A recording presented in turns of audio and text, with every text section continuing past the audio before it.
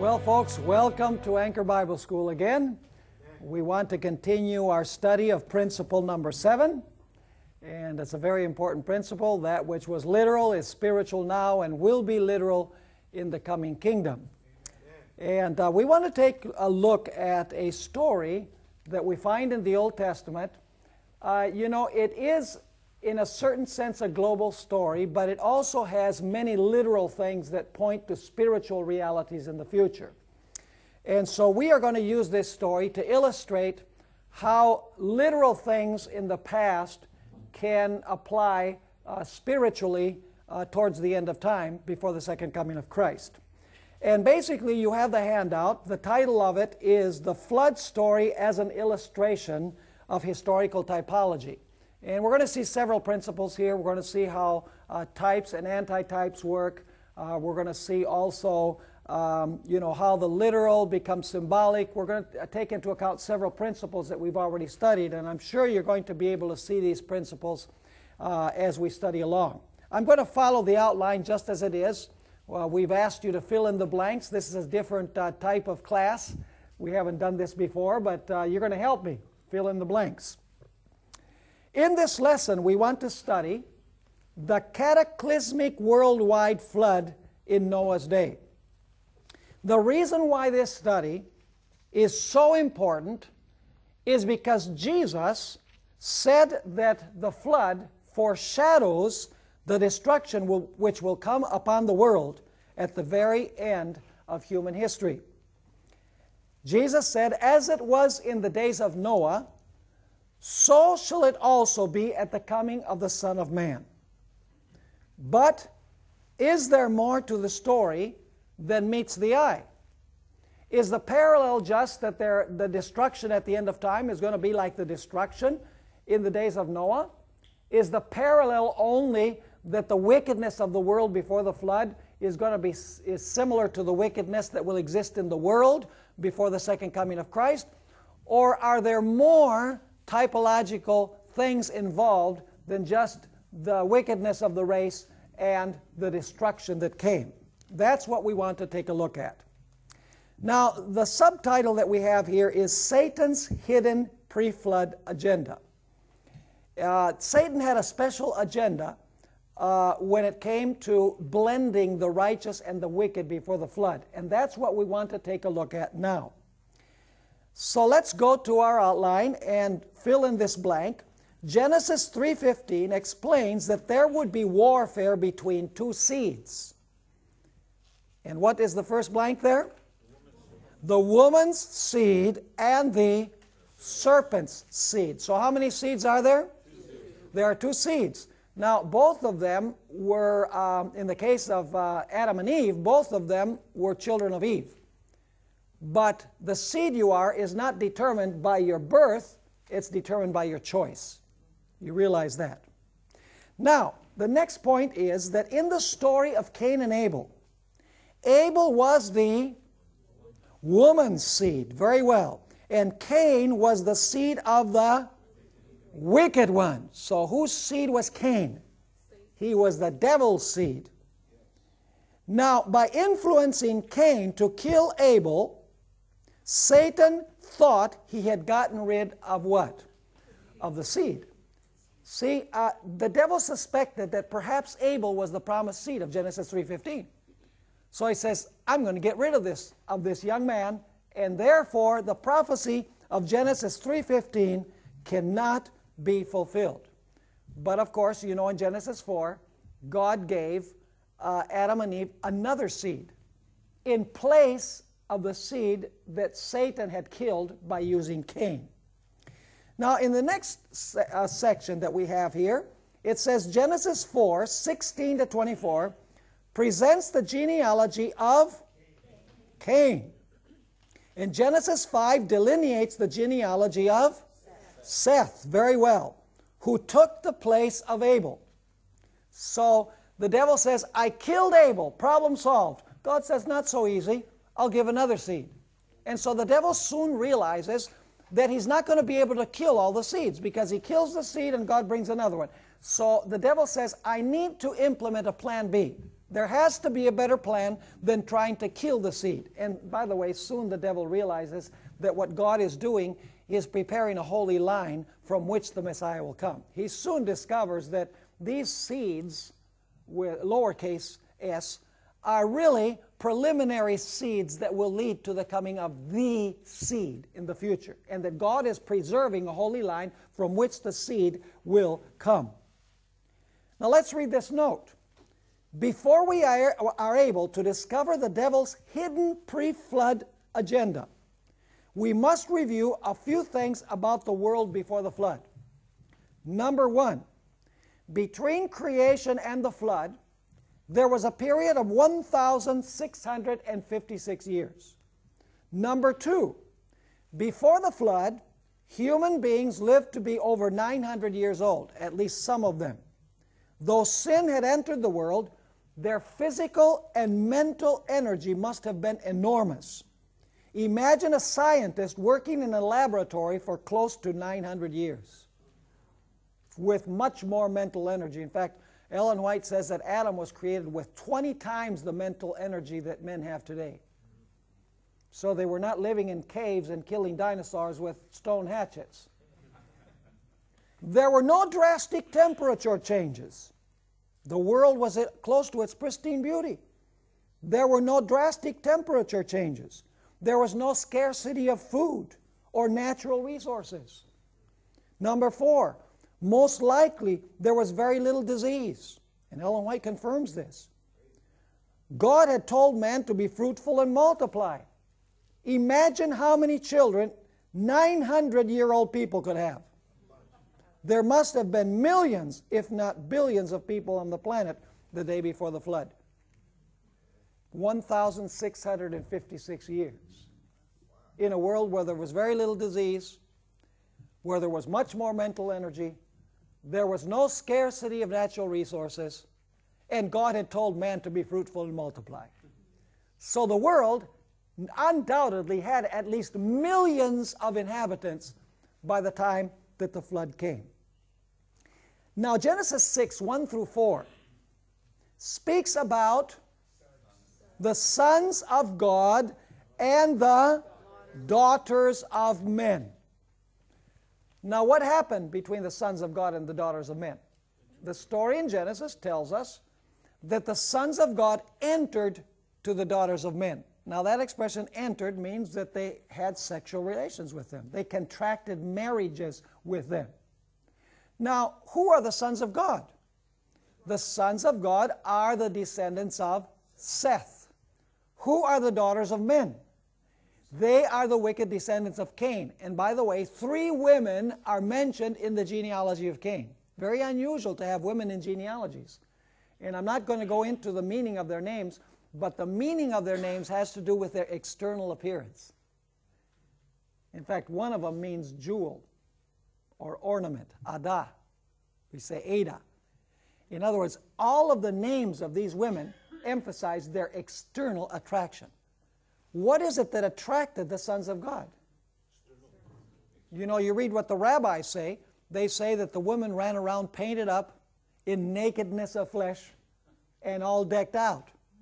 That's what the Jewish rabbis say happened. Let me ask you, do you think that there were also daughters of God here before the flood? Were there daughters of God? So why didn't the sons of God look at the daughters of God? Why did they look at the daughters of men? There must have been some external appearance to the daughters of men that the daughters of God didn't have. In other words, the daughters of God were ordinary. They didn't put on all the paraphernalia. They didn't paint themselves up, and they didn't run around in nakedness of flesh, as the Jewish rabbis express it. Now let's read the note. Some Bible teachers have thought that the sons of God were angels. Have you heard that interpretation? And that the daughters of men were human. And that the result of the crossbreeding between the two was the giants. A hybrid that was half human and half demon. That's the view that many, many scholars have today. This view must be questioned for at least 3 reasons. Number 1, the immediate context, remember the importance of the context? the immediate context indicates that the sons of God were the descendants of Seth, and the daughters of men were the descendants of Cain. The previous two chapters give us the context. Chapter 4, the genealogy of Cain. Chapter 5, the genealogy of Seth. And then 6:1, sons of God, daughters of men. The context indicates clearly who they were. Number 2, Genesis is the book about two seeds. Cain and Abel, the sons of God and the daughters of men, Isaac and Ishmael, Jacob and Esau. In every one of these cases, both seeds are what? Both seeds are human. Number 3, the Bible elsewhere makes it clear that the sons of God are those who have been converted to Jesus Christ. Is that correct? Behold, what manner of love the Father has given us, that we should be called the sons of God. 1 John chapter 3 and verse 1. So, and this gives us another important principle that we're going to study when we deal with how to interpret Bible symbols, and that is that symbols do not always mean the same thing in Scripture. Terms, the meaning of terms can change. And for example, I'll ask you, what does a lion represent in Scripture? When you find the word lion, what does it mean? Well, it can mean the literal animal. It can be a symbol of Satan, who goes about as a roaring lion. It can be a symbol of Christ, the Lion of the tribe of Judah. It can be a symbol of Babylon, the first beast of Daniel 7. So whenever you find lion, it doesn't necessarily mean it means the same thing. You have to take into account the context. It's true that sons of God can refer to angels. The sons of God came to present themselves before the Lord in the book of Job. Those are angels. The sons of God sang and shouted for joy at creation. Job 38 and verse 7. Those are angels. But just because the word sons, the expression sons of God is used in one context doesn't mean that it means the same thing in the other context. Because sons of God can also refer to converted people. Are you following me or not? Very important to take into account the context. Now, by mingling the seed of the woman with his own seed, Satan reduced the number of faithful people on the planet to 8. What was the devil's agenda? The devil's agenda, see, he says, he soon discovers, he says, it does no good to kill the seed because God brings another one. What I'm going to do is I'm going to mingle the two seeds. And the devil knows that when you mingle the two seeds, the wicked seed overwhelms the righteous seed. And he says, if I can mingle the two seeds, God's seed will lose its identity, the number of faithful people will dwindle until eventually it will disappear, and God will have no one through whom to bring the Messiah into the world. That is his plan B. See, his plan A is to kill the seed. His plan B is to mingle the seeds in order to destroy the Holy Line. Did he try to do that all throughout the Old Testament, destroy the Holy Line? Yes. He used both methods. Yesterday we studied about Esther. He tried to destroy Israel. Why? Because he knew that the seed, at this point, he knew the seed was going to come from the lineage of Israel. So he says, if I can wipe them out, then there's not going to be that seed that is going to crush my head. Did the devil mingle Israel with the surrounding nations? Of course, he wanted them to lose their identity because he knew that there had to be a holy line from which the Messiah would come. Now, if God had not wiped out the iniquitous pre-flood race, the whole of humanity would have been degenerated to the point where there would be no holy line through which to introduce the Messiah into the world. That is his agenda. And you see it time and again in the Old Testament, the devil using both methods, trying to kill the seed and trying to infiltrate the seed to try and prevent the Messiah from coming. Now let's go to our next section. The sinfulness of the pre-flood race. The almost total depravity of the race before the flood is described in Genesis 6.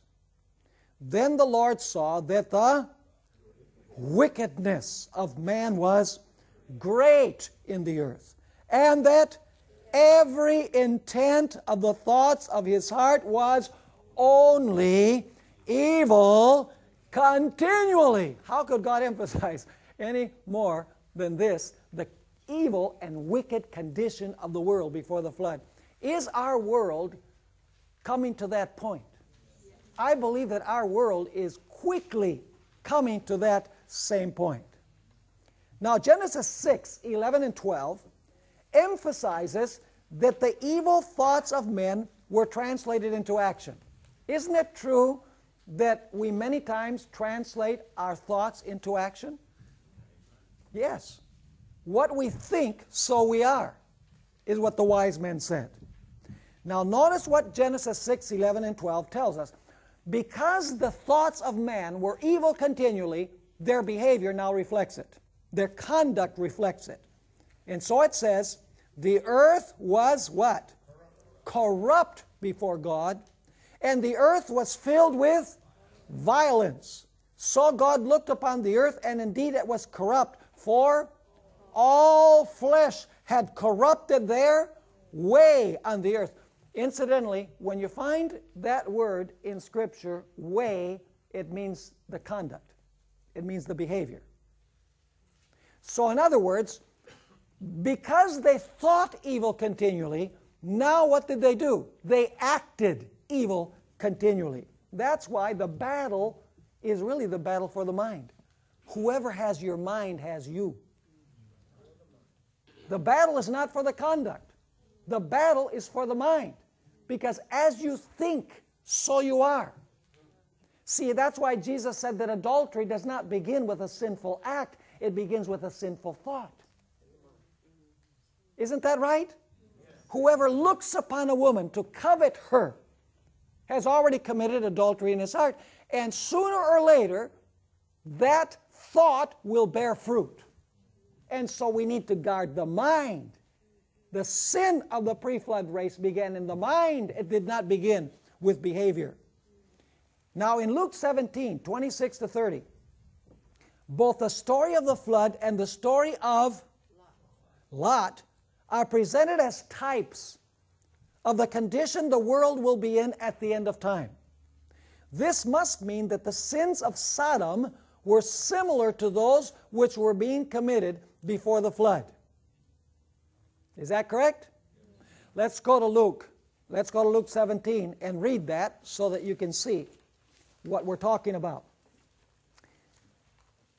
Let's go to Luke chapter 17 and verse 26. You'll see that Jesus uses the experience of Noah and the experience of Lot to foreshadow what the world is going to be like and the destruction of the world. It says there in verse 26, and as it was in the days of Noah, so it will all be also in the days of the Son of Man. They ate, they drank, they married wives, they were given in marriage until the day that Noah entered the ark, and the flood came and destroyed them all. Likewise, in other words, in the same way as it was also in the days of Lot. They ate, they drank, they bought, they sold, they planted, they built. But on the day that Lot went out of Sodom, it rained fire and brimstone from heaven and destroyed them all. Even so will it be in the day when the Son of Man is revealed. So, do the stories of the flood and the story of Sodom and Gomorrah overlap?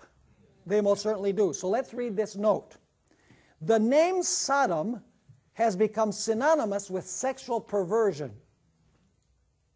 We use the word sodomy, right?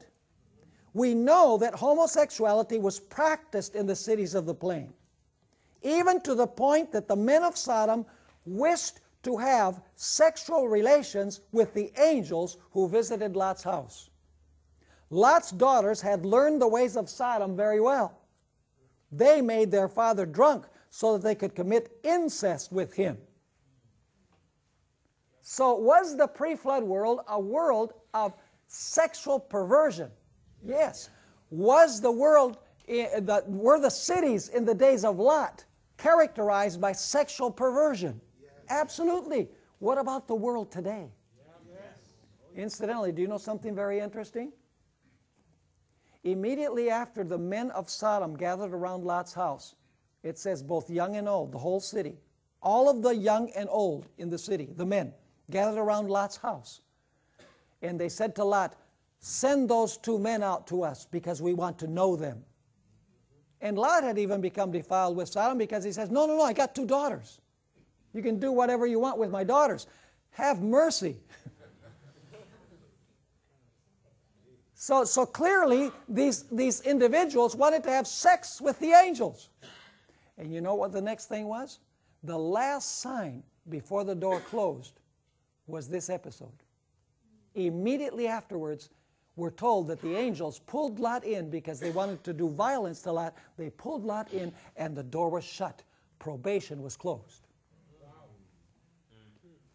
Now let's continue here. Ezekiel 16:49 and 50 explains that Sodom had become selfish and materialistic. Of course, that's not true of the world today. She and her daughter had pride, fullness of bread, and abundance of idleness. Lots of time on their hands. Neither did she strengthen the hand of the poor and the needy. This is greed. Extreme selfishness and greed that ignored the needs of those who had less. And they wanted to accumulate and they wanted to pile up possessions for themselves. Does this characterize the world today? Oh, yes. Absolutely. For a further graphic description of the depravity of the pre-flood race, you can read the sickening account in 2 Peter 2, verses 4 through 22. There you have a gross description of what these cities were like and what the world before the flood was like. It makes you sick just to read this list of sins in 2 Peter chapter 2 and verses 4 through 22. So because of the wickedness of the world, because most of the world had gone over to the devil's side, due to the union of the sons of God with the daughters of men, God raised up a preacher, one person. Does that person become symbolic of a worldwide movement at the end of time? Yes. See, you have a literal individual. And that literal individual symbolizes a whole people at the end of time who proclaim a similar message. Before the world was destroyed, God sent a powerful worldwide message of warning. Noah was a preacher of righteousness. He was a preacher of righteousness. He called the world to be righteous. Judged by numerical standards, Noah's evangelistic crusade was a tragic failure. In fact, if he had been a pastor in one of our conferences, he might have been fired. Because he had a 120-year evangelistic crusade, and he only had 7 people to show for it, and they were all members of his own family. Have mercy. Just imagine. Of the millions of people who lived on the planet, only 8 persons responded, and they were all members of the same family. If the story of Noah represents what will happen in the end time, do you suppose that the majority will be on God's side? Noah did not preach a smooth message. He denounced the sins of the antediluvians and called them to repent and allow God to change their behavior. His was a message not only that God loves you, but God wants you to give your life to Him, and He wants you to live a holy life. His was a message of sanctification, which the world needed to hear. But Noah not only preached. Noah also, what? Built an ark. In other words, his words were backed up by his actions. And if you read Hebrews 11, you're going to notice something very interesting. In Hebrews 11, all of the heroes are doing something. By faith this, and by faith that, and by faith the other. By faith Moses left. By faith Abel sacrificed. In other words, they're doing something. You see, man is not saved by faith alone. Man is not saved by works. Man is not saved by faith plus works. Man is saved by a faith that works. Because if your faith is not a working faith, it's not faith. In fact, James says that faith without works is dead, and a dead faith can't save you. Genuine faith always works. So God says to Noah, I'm going to inundate the world with water. Wow. I'm going to fill the earth with water. and everybody is going to drown. Did Noah believe God? Amen. Of course he believed God. Had he ever seen rain? No. Never seen rain. He believed God. The Bible says, and it was accounted to him for righteousness. He believed God. What did he do? He went and got the saws and the hammers. And I don't know if they had nails. But what did he start doing? Building the ark on dry land. Did his actions show that he believed what God had told him? Yes. His faith was shown by his works, by his actions. These days it's very interesting, very common for people simply to say, oh, I believe in Jesus. Well, the devil believes in Jesus too. But it's not a saving faith. Saving faith works. So Noah not only preached, but Noah worked to show that he believed what he preached. His words were backed up by his actions. He had a faith that worked.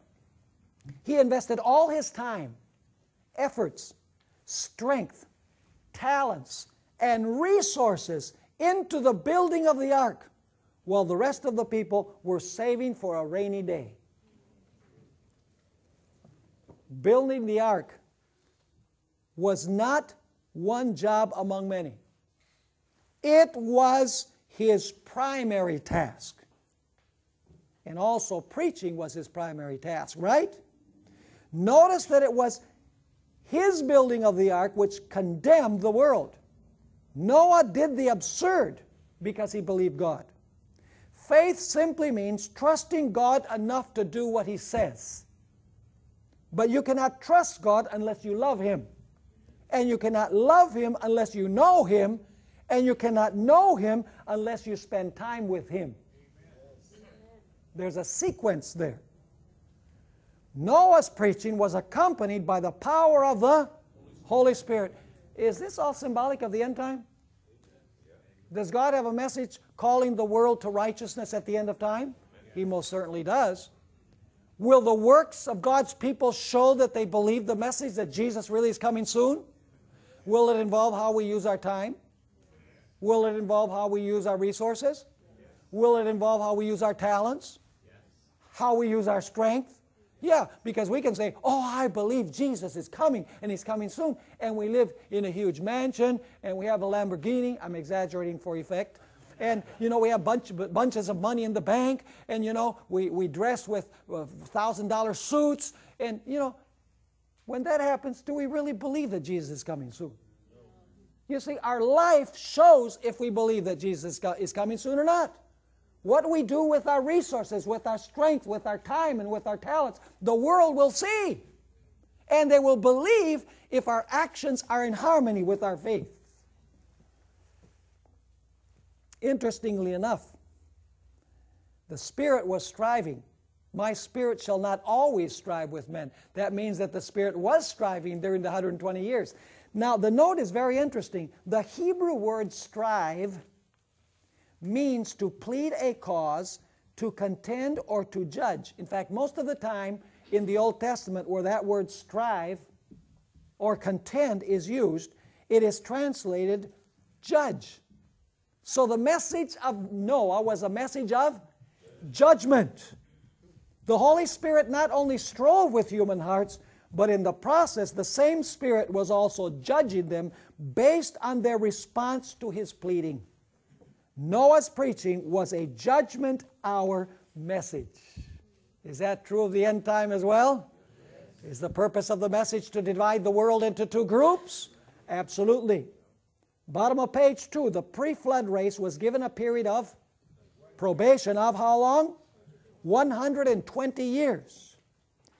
And you say, well, is the probation for the world going to be 120 years? No, we don't apply the year-day principle to historical accounts.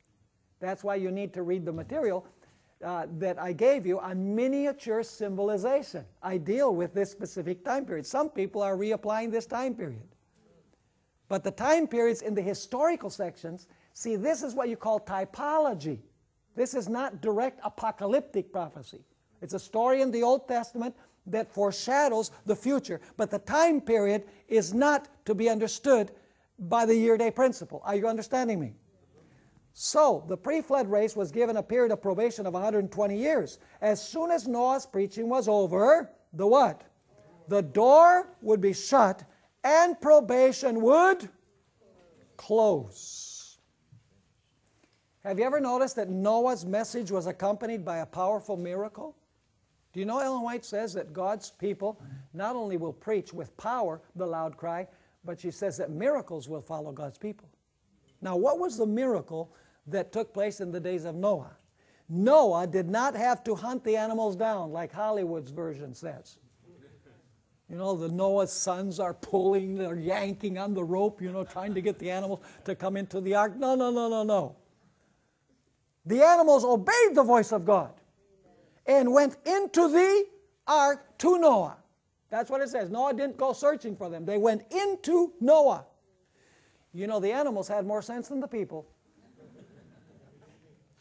Human beings had descended to a subhuman level, I believe is what God is trying to teach here.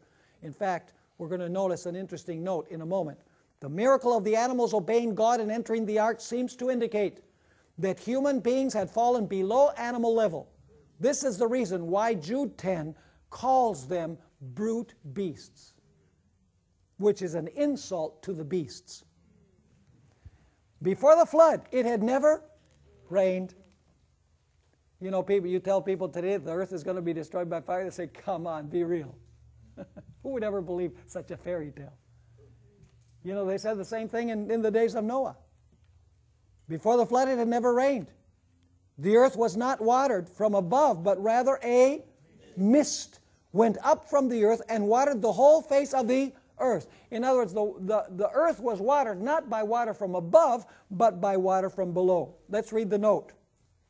The planet was covered with water before creation. On the second day, God placed part of the water above the earth and part of the water under the earth. That's what is called the windows of heaven and the fountains of the great deep, incidentally. The water above provided a uniform climate. The whole world was indoors, and the water below sprinkled the earth. At the flood, God did not have to create water. He merely brought the waters above back down and the waters below back up. Just imagine Noah trying to convince the pre-flood race that it was going to rain. This appeared illogical, unreasonable, unscientific, and empirically absurd, and yet Noah still preached.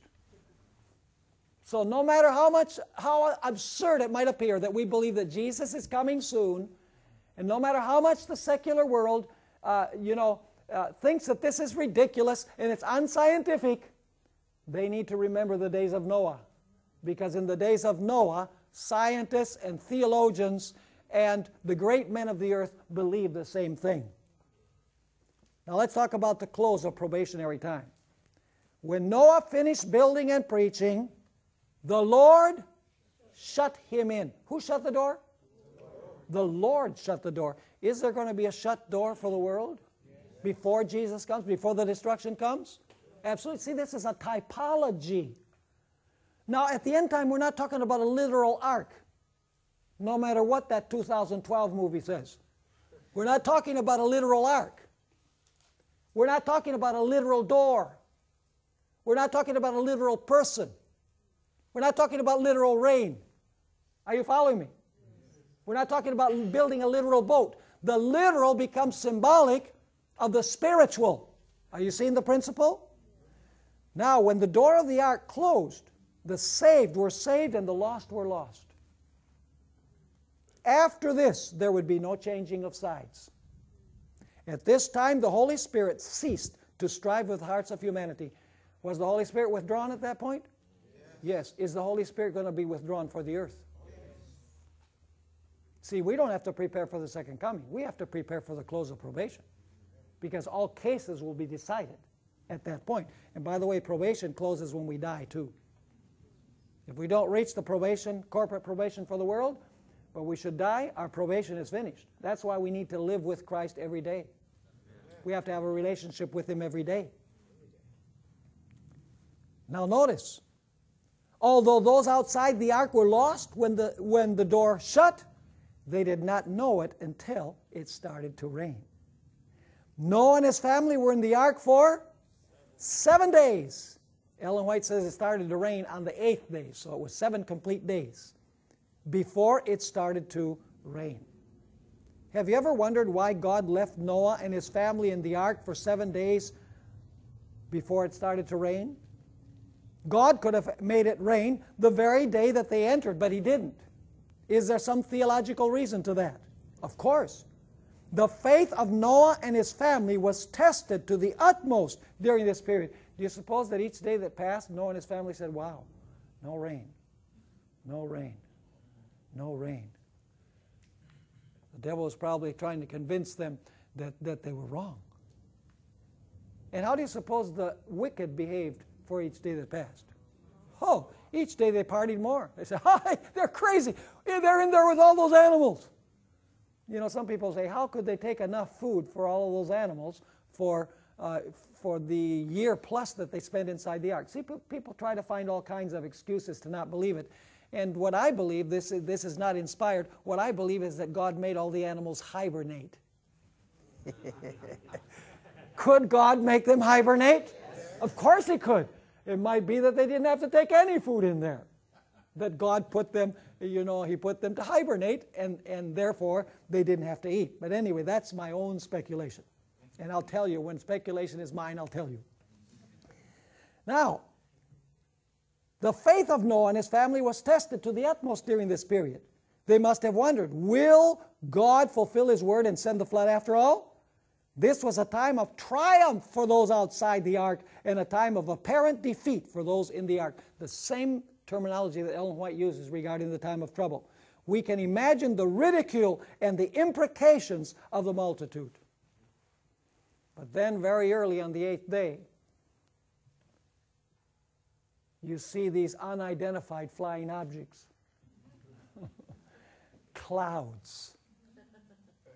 And suddenly, there is thunder, and there is lightning, and drops of rain begin to fall. And do you know that Ellen White says that they were so hardened, the antediluvian world, that the great men and the scientists said, oh, this will pass. But then, the rain started falling in torrents. You know, I was to Iguazu Falls. You know, it's where Paraguay, Argentina, and Brazil meet. And that is, I mean, it's thunderous. It's spectacular. That was about a year and a half ago that I was there. And when I was standing there looking at the Iguazu Falls, which, oh, they cover a large distance, and I could hear the thunder of the water, you know, crashing down into the river, I said, man, can you imagine what it would be like for this to be taking place all over the world?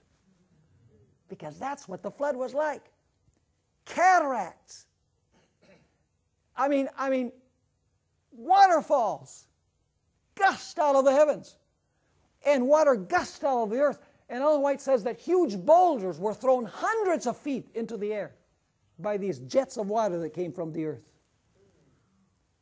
The flood was a worldwide cataclysm. Some have thought that the flood was some local affair in the valley of Mesopotamia. There's Adventist theology teachers that teach this in some of our institutions, that the flood was a local affair. Or some are teaching, and I'm not sure that in the Adventist church we have this, they've gone this far, to teach that the flood story is a myth. But there are several biblical, historical, and geological reasons why this was a real worldwide flood in space and in time. Now, you can read all of these reasons. They cover about a page and a half. I'm not going to go through those because you have them in your material. What I will mention is that in the Bible, in the Old Testament, there are about 11 words that are translated flood into English. 11 different Hebrew words. But when it comes to the flood in Noah's day, there's one unique word that is used only for the flood in Noah's day. And that is the Hebrew word mabul. It's not used for any other kind of flood. And in the New Testament, you have basically two words for flood. One is the word potamos, and that's the word, for example, that is used. Remember the man who built his house upon the sand, and the man who built his house upon the rock, and the flood came. Well, that's the word potamos. Incidentally, this is where we get the word hippopotamus. Hippopotamus. See, potamus means river or flood, and hupo means under. So it means an animal that swims underwater. Hippopotamus. But anyway, aside from that, the word that is used generally in the New Testament for flood is the word potamos. But when it comes to the flood in the days of Noah, a special word is used. It is the Greek word cataclysmos. What word do we get in English from cataclysmos? The word cataclysm. In other words, the flood was a cataclysm. It was a catastrophe. It covered the whole world. And it disfigured the world. In fact, we're going to notice that the world returned to the condition it was in before creation week. Now, going to just below the middle of page 4, when the flood came, the fountains of the great deep were broken up, and the windows of heaven were opened. In other words, water came from above and water came from below. Noah and his family, listen carefully, were on earth during the destruction, but they were preserved by divine power. Did Noah and his family go through the tribulation? Did the 3 young men go through the tribulation? Did Daniel go through the tribulation? But the end time generation, God is going to be merciful. They're not going to go through the tribulation, right? Of course God's people are going to go through the tribulation. The worst in the history of the world. But the good news is that we have Psalm 91. No plague will befall God's people. We will dwell under the shadow of the Almighty. Praise the Lord. So we better have a covenant with Him. We better have a covenant with Jesus. Because when we are allied with Jesus, He will be our protector. He is the shepherd. He is the head. He is the husband. He is the suzerain or the sovereign over His people. And He has committed Himself to protecting His people in the catastrophe to come. Let's read the note. The world during the flood returned to pre-creation chaos. That is, to an empty and disorderly state. Was the earth dark? Yes or no? Was it covered with water? Was there anyone alive? No. Is that the condition of the earth before creation week? Was it dark, according to Genesis 1? Yes. Was it covered with water? Yes. Were there any inhabitants? No. So the world returned at the flood to the condition it was in before creation week. And let me just clarify something. Some people say, oh, so you believe that the earth was here before creation week? Well, there are 2 views. One view is that this planet existed for who knows how long, and then at some point God decided to do the events of creation week. In other words, life exists only from the time of creation week. Others believe that God created this world and immediately you have the events of creation week. Now, I have not defined in my mind which of the 2 is the best one, because there are conservative scholars that believe one or the other. But let me say that it's really not that important. The thing that is really important is when creation week took place, when life came into this world. Because if this planet existed here for millions of years before creation week, it's irrelevant to us. Because our idea is that the world is about 6,000 years old since creation week. Now, if God created the world right away, and then He did the 7 days of creation immediately, well, that's good too. But it doesn't really matter when it comes to the theological position of the church, I don't think, anyway. And so, let me give you an illustration. Let's suppose that at some point God decides to create life on Jupiter. How long has Jupiter been there? Who knows how long Jupiter has been there? So God decides to create on Jupiter throughout a period of 7 days. I mean, would that be a theological problem? No, no theological problem at all. Jupiter's there, it has no life, it's lifeless. The key point is when creation begins, creation week. Are you following me or not? Now, let's notice. The world during the flood returned to pre-creation chaos, that is, to an empty and disorderly state. All the wicked perished during this period. What do you suppose has happened to Satan during this period? Now here's where it gets interesting. The world returned to the condition it was in before creation. Now what happens to Satan? Listen to what Ellen White has to say. Patriarchs and Prophets, page 99. Satan himself, who was compelled to remain in the midst of the warring elements, feared for his own existence. What a cataclysm this must have been. That the devil feared for his own existence, according to the spirit of prophecy. And by the way, was the devil bound to this earth? Yes. How was he bound? He had no followers. They were all dead. Is the devil going to be bound here during the millennium after the world returns to the condition it was in before creation? Yes. Will he be bound? Yes, because all of his followers will be dead. Do you see the parallel? Now, when Noah and his family came out of the ark, the earth had been cleansed of sinners and was totally changed. The world which then was perished, being flooded with water. Now, are we to understand this whole story typologically? Is Noah a type? He's a type of a people. Is the ark a type? Yeah, 1 Peter 3 says it represents the church. Is the door typological? Yes, the door is typological. We're dealing with typology here. In other words, what was literal now becomes what? Many of the details, at least, become symbolic. Now, did Jesus tell us that this story was typological? Yes, he did. Jesus and the flood story. In Matthew 24, Jesus drew a parallel between the flood story and his coming. He said, "But as the days of Noah were, so also will the coming of the Son of Man be." Now it's interesting to notice that the word "until" is used how many times? Is used twice.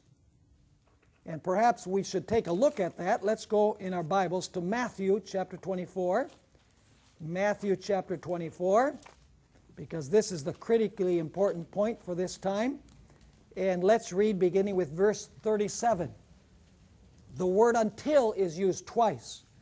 It says, "But as the days of Noah were, so also will the coming of the Son of Man be." And we usually say the coming of the Son of Man is the second coming.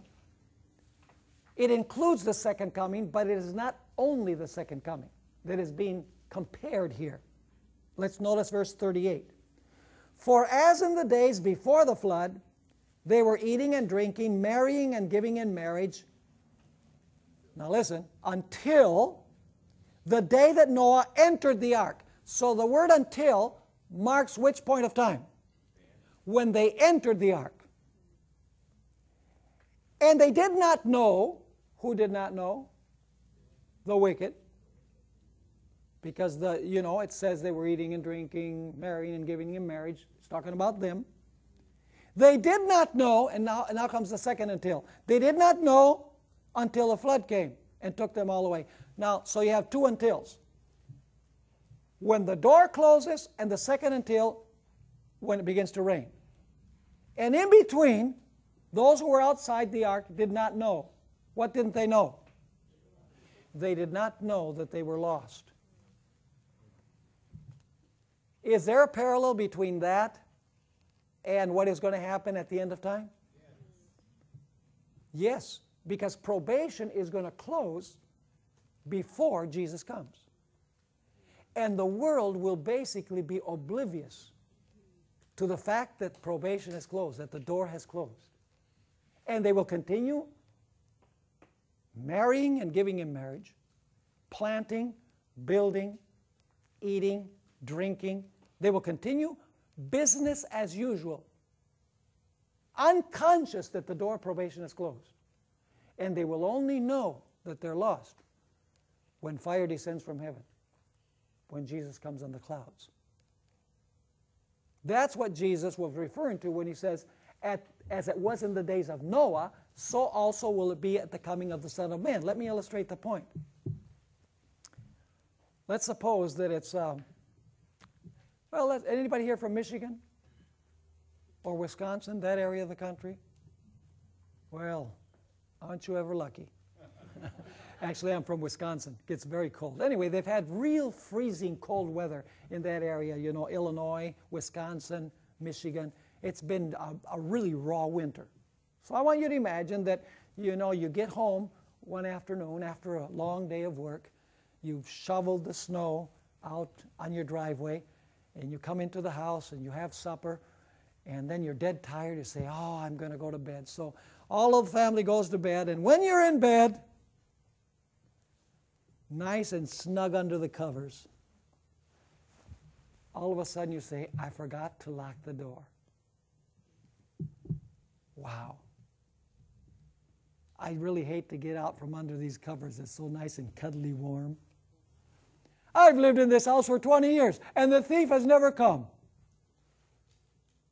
So you stay in bed, and lo and behold, who do you suppose comes that night? The thief. And he comes, and everybody in the house is oblivious that the thief has come. Because everybody is asleep. They're not watching. They're sleeping. And so the thief comes into the house, and he steals your video camera. He steals some money that he finds. He steals a television set. Hallelujah. Except for 3ABN, of course. And he runs off with all this stuff. The people of the house did not know that the thief came. When do they find out that the thief paid his visit? They find out only when they wake up in the morning, but then it is too late. That's why Jesus said that he's going to come as a thief in the night. Not that Jesus is a thief. No, it's not the thief part that is emphasized. It is the surprise point that is being emphasized. Probation will close to the surprise of the world. No need to be surprised. But it will close. It will take the world over like an overwhelming surprise, according to the spirit of prophecy. And most of the people in the world will be oblivious that the door of probation closed. In fact, Ellen White emphasizes that the majority in the Seventh-day Adventist Church will be caught by surprise, because they're expecting the world to go on for a lot longer. And Ellen White says that they expect to accumulate more stuff. You know, the more stuff that we accumulate, the more the Lord is going to have to burn. It's a time for us to be investing in the cause. Everything, not only money, our time, our talents, our efforts. Noah had a one-track mind. Preach and build. And we should have a one-track mind. Preach and build. Is that not true? This world is not our home. You know, we're only here for a while. We only need that which we indispensably need to survive, to get us here from point A to point B. And so we should be living in expectancy. We should long for the second coming of Christ. You know, let's go to the last section here. I already did a lot of the parallels in the next section, which says end time fulfillment of the Noah story. Let's just go to the bottom of page 6. Living in expectancy. After comparing the flood with his coming, Jesus gave some very practical counsels about how we should live while we wait. What is the first counsel? Watch. Therefore, does that mean watching the signs? Does that mean watching what's happening in the world? Being aware? Yes. Watch, therefore, for you know neither the day nor the hour in which the Son of Man is coming. And that's not talking about the second coming, it's talking about the close of probation. Take heed, watch, and pray, for you do not know when the time is. So watch and pray. Therefore you also be ready, for the Son of Man is coming at an hour you do not expect. So we should be expecting Him. We are to wisely, what's the word there? Invest.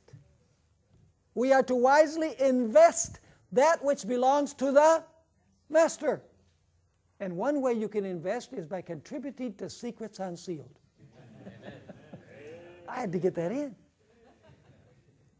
And I'm serious. You know, you kind of snicker at that.